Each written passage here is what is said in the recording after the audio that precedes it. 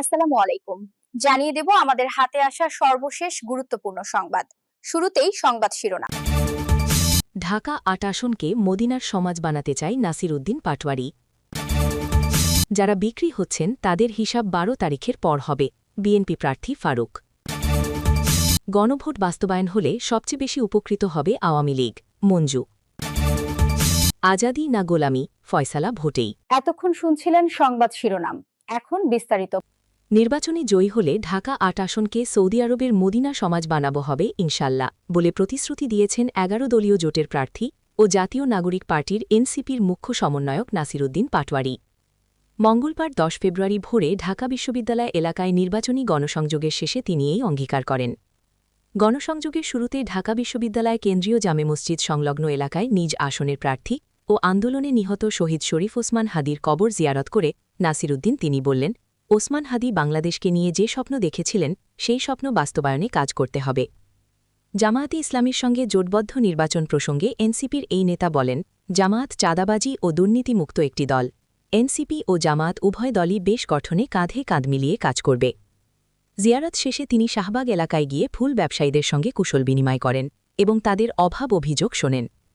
নোয়াখালী ২ আসনের বিএনপির প্রার্থী জয়নুল আবদিন ফারুক তার নির্বাচনী এলাকায় দলীয় সিদ্ধান্তের বাইরে গিয়ে স্বতন্ত্র প্রার্থীর পক্ষে কাজ করা নেতাকর্মী ও স্থানীয় জামায়াত অনুসারীদের কঠোর হুঁশিয়ারি দিয়েছেন।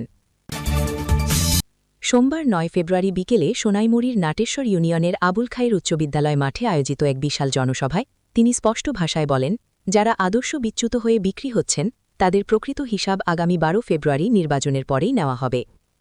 তিনি অভিযোগ করেন বিএনপির বহিষ্কৃত কিছু নেতা ও জামায়াতের একটি অংশ ধানের শীষের বদলে স্বতন্ত্র প্রার্থীর কাপ-পিরিচ প্রতীকের পক্ষে অবস্থান নিয়েছে, যা রাজনৈতিকভাবে অগ্রহণযোগ্য।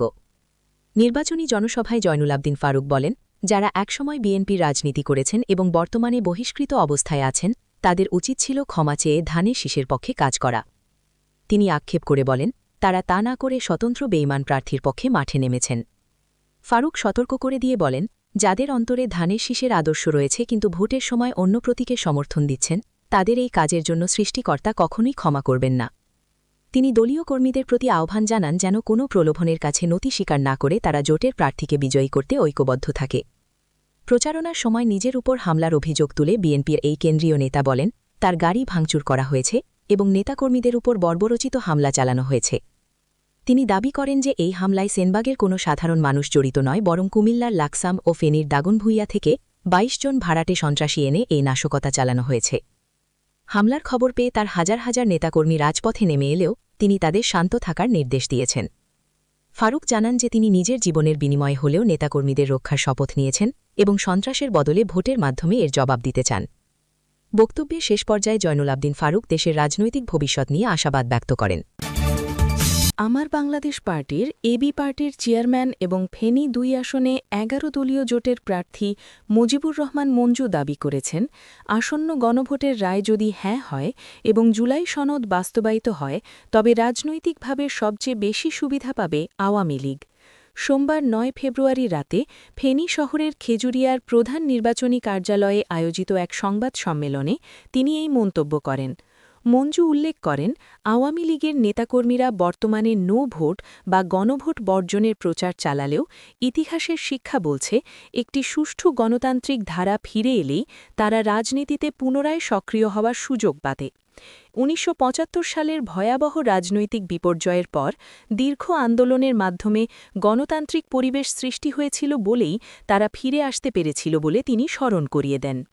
সংবাদ সম্মেলনে মুজিবুর রহমান মঞ্জু জুলাই সনদকে সকল রাজনৈতিক দলের জন্য একটি কল্যাণের পথ হিসেবে অভিহিত করেন।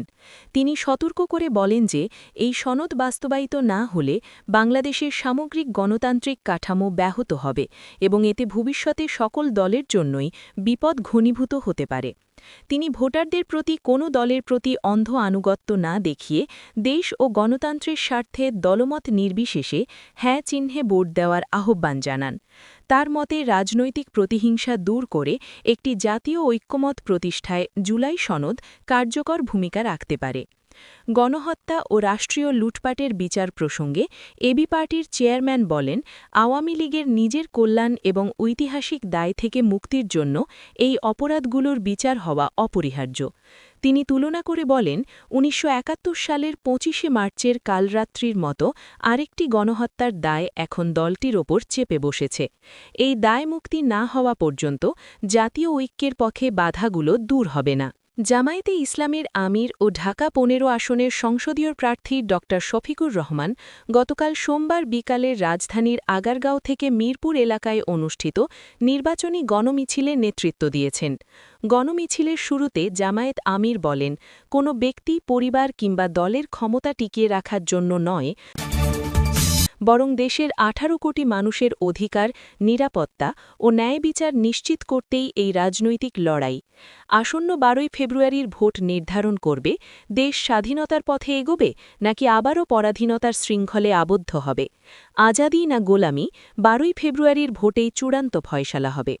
তিনি বলেন, এই ভোট শুধু সরকার গঠনের নয়, এই ভোটের মাধ্যমে জনগণ সিদ্ধান্ত নেবে দুর্নীতি, চাঁদাবাজি ও মামলাবাজির রাজনীতি চলবে কিনা, আর দেশের মায়েরা নিরাপত্তা ও মর্যাদা পাবেন কিনা। বিকালে রাজধানীর আগারগাঁওয়ের তালতলা এলাকা থেকে গণমিছিলটি শুরু হয়ে আশেপাশের গুরুত্বপূর্ণ সড়ক প্রদক্ষিণ করে। এ সময় পুরো আগারগাঁও থেকে তালতলা হয়ে মিরপুর এলাকা পর্যন্ত বিপুল সংখ্যক নেতাকর্মী ও সমর্থকের উপস্থিতিতে লোকে লরণ্য হয়ে ওঠে।